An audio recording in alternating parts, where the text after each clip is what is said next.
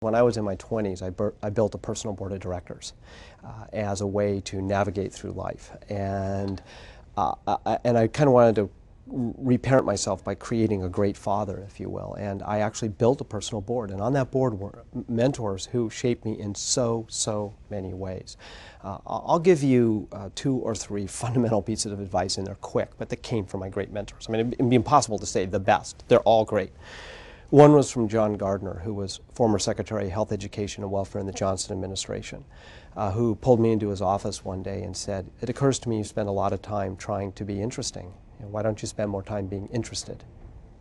And that's some of the best advice I ever got. Be interested, not interesting.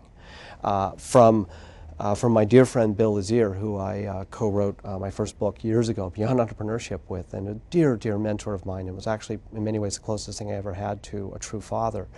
He said to me, he said, "You know, Jim, there's 2 approaches to life. One is to view life as transactions, and the other is to view it as relationships.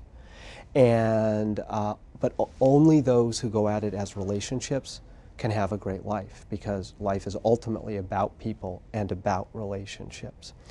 Then in the case of Peter Drucker, the great management thinker, his challenge to me was, don't worry about trying to survive. Don't worry about trying to be successful. Focus on trying to be useful.